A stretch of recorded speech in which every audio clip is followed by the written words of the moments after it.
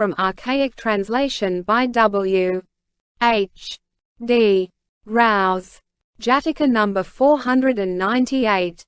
Citta-Sambhūta-Jātaka. Every good deed, etc. This story the master told while living in Jetavana monastery, about two fellow monks of the Reverend Mahakashyapa, who lived happily together. This pair, we are told, were most friendly, and had share for share in all things with the utmost fairness. Even when they walked for alms, together they went out and together came in, nor could they endure to be apart. In the hall of truth sat the brethren, praising their friendship, when the master came in, and asked what they talked of as they sat there. They told him. And he replied, their friendship in one existence, brethren, is nothing to wonder at. For wise men of old kept friendliness unbroken throughout 3 or 4 different existences. So saying, he told them a story of the past.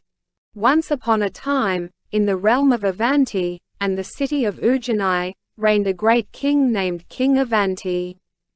At that time, a Chandala village lay outside Ujjayi, and there the great being was born. Another person was born the son of his mother's sister. The one of these two was named Citta, and the other Sambhuta. These two, when they grew up, having learnt what is called the art of sweeping in the Chandala breed, thought one day they would go and show off this at the city gate. So one of them showed off at the north gate, and one at the east.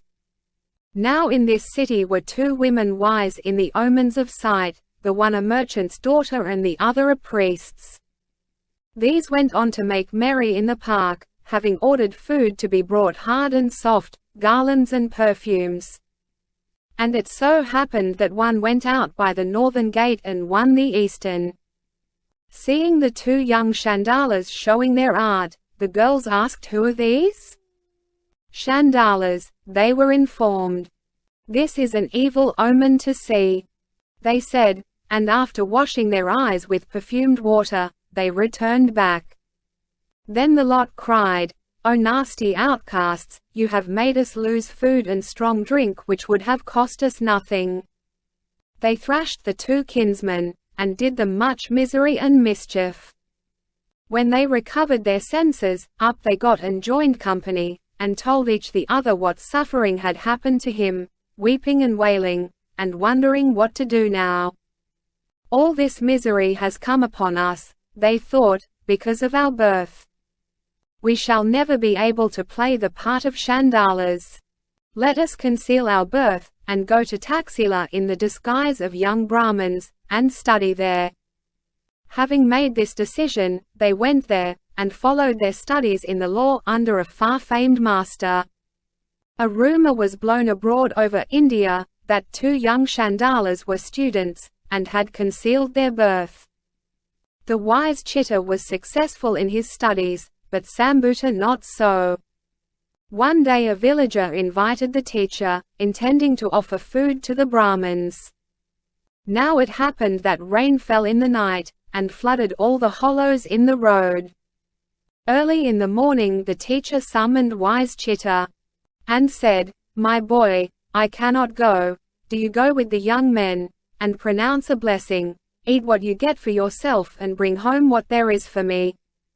Accordingly he took the young Brahmins, and went.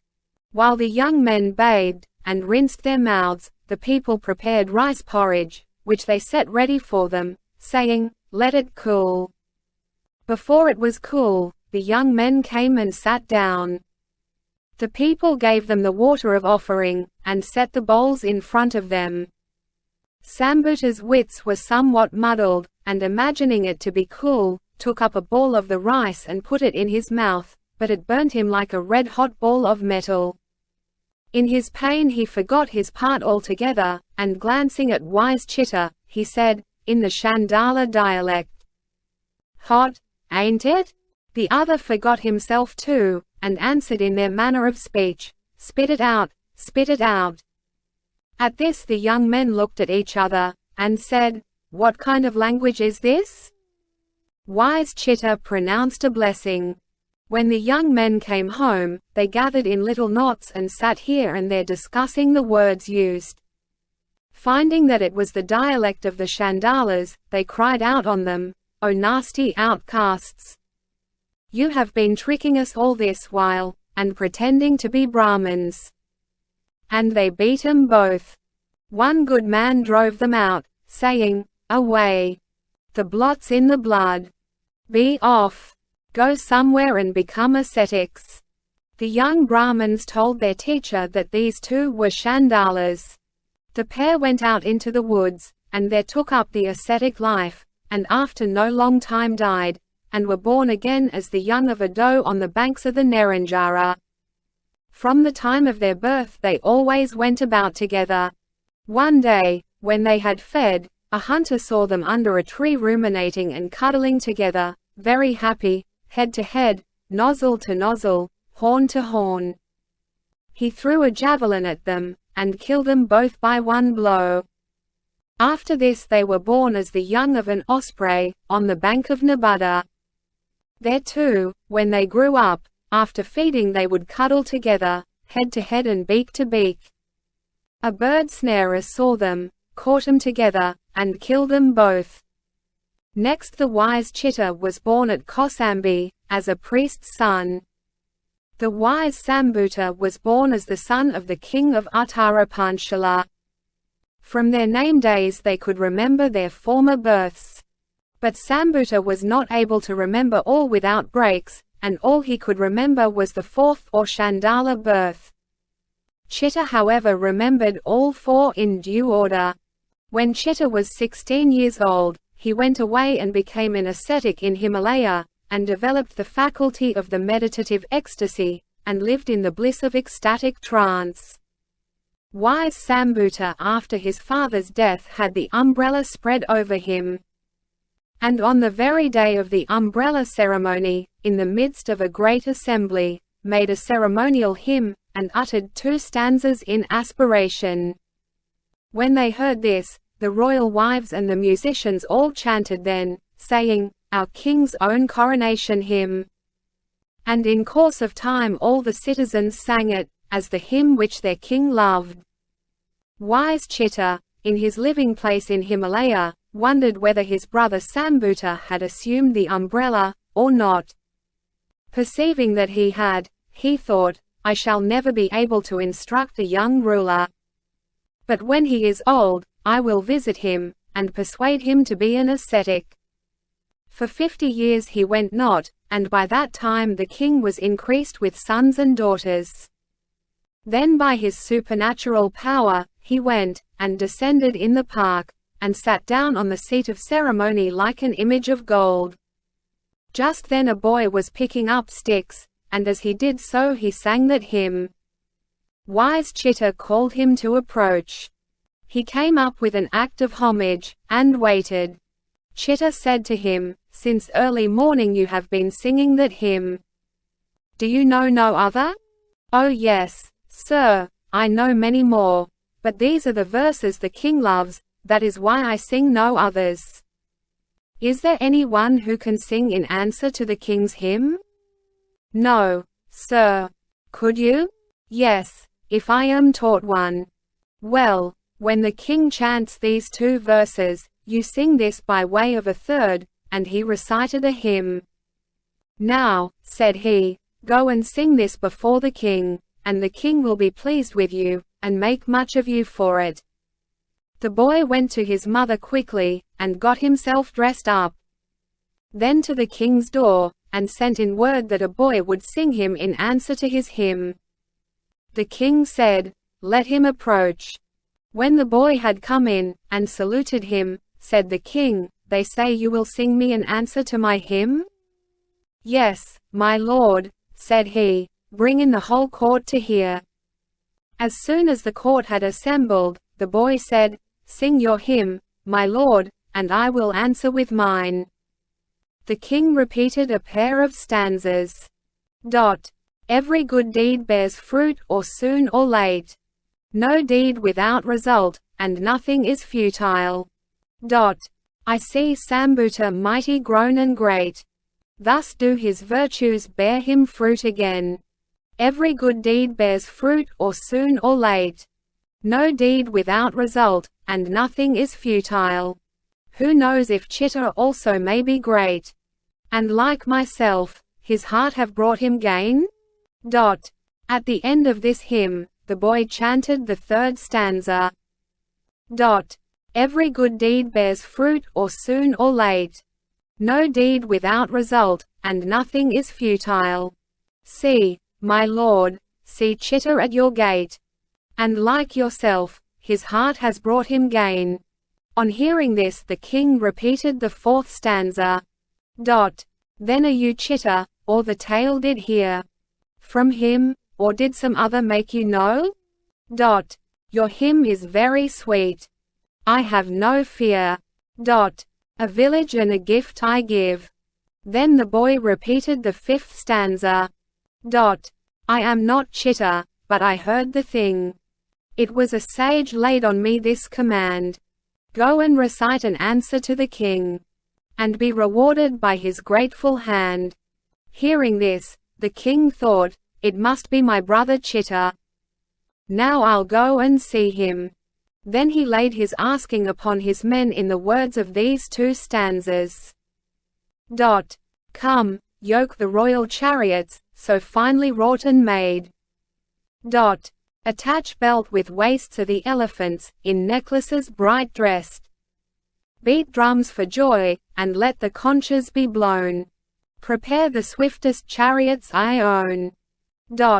For to that hermitage I will away, to see the sage that sits within, this day. So he spoke. Then mounting his fine chariot, he went swiftly to the park gate.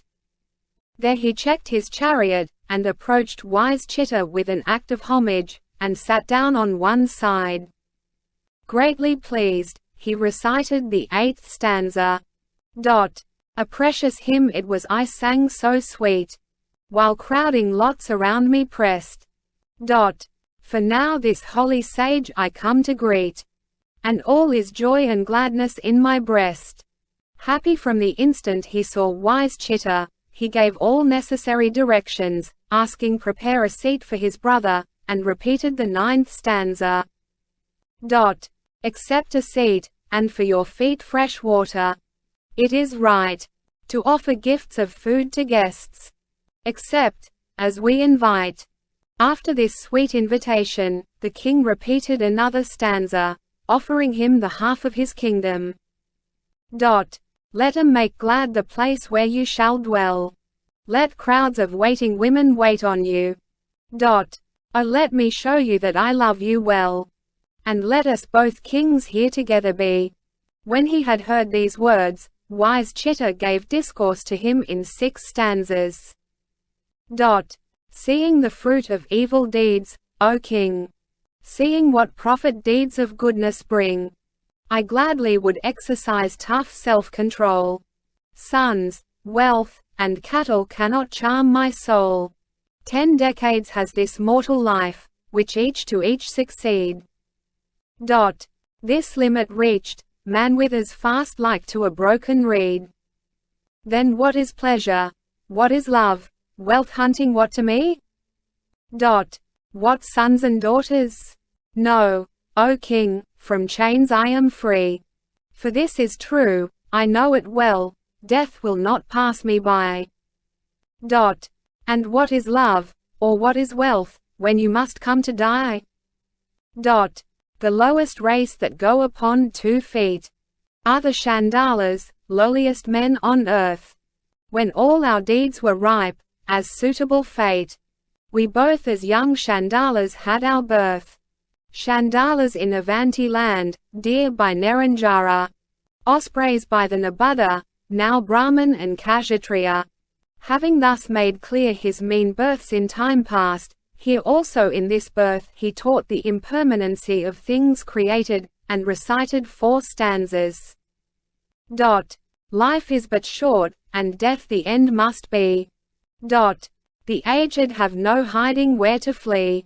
Then, O Panchala, what I ask you, to do. All deeds which grow to misery, please avoid. Life is but short, and death the end must be. The aged have no hiding where to flee.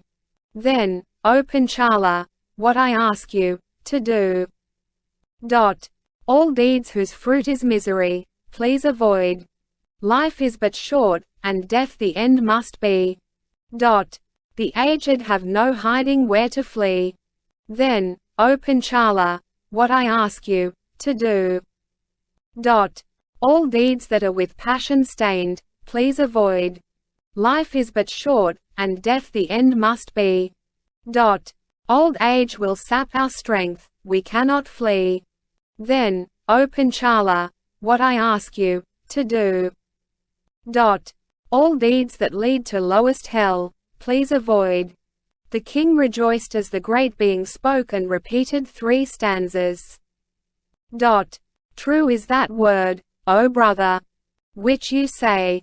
You like a holy saint your words dictate. But my desires are hard to throw away. By such as I am. They are very great. As elephants deep sunken in the mire. Cannot climb out, although they see the land. So, sunken in the snakeskin of strong desire. Upon the brethren's path I cannot stand. As father or as mother would their son. Advise, good and happy how to grow. Advise me how happiness is won. And tell me by which way I should go. Then the great being said to him. O Lord of men! You cannot throw away these passions which are common to mankind. Let not your people unjust taxes pay. Equal and righteous ruling let 'em find. Send messengers to north, south, east, and west. The Brahmins and ascetics to invite. Provide 'em food and drink, a place to rest. Clothes, and all else that may be necessary. Give you the food and drink which satisfies. Sages and holy Brahmins, full of faith. Who gives and rules as well as in him lies. Will go to heaven all blameless after death. But if, surrounded by your womankind, you feel your passion and desire too strong, this verse of poetry then bear in mind, and sing it in the midst of all the crowd. No roof to shelter from the sky, amid the dogs he lay. His mother nursed him as she walked. But he's a king today. Such was the great being's advice. Then he said, I have given you my advice. And now do you become an ascetic or not, as you think fit. But I will follow up the result of my own deeds. Then he rose up in the air, and shook off the dust of his feet over him, and departed to Himalaya. And the king saw it, and was greatly moved. And relinquishing his kingdom to his eldest son, he called out his army, and set his face in the direction of Himalaya. When the great being heard of his coming, he went with his attendant sages and received him, and ordained him to the holy life, and taught him the means of inducing mystic ecstasy. He developed the faculty of mystical meditation. Thus these two together became destined for Brahma's world. When the master had ended his discourse, he said, Thus, brethren, wise men of old continued firm friends through the course of 3 or 4 existences. Then he identified the birth. At that time Ananda was the wise Sambhuta, and I myself was the wise Citta.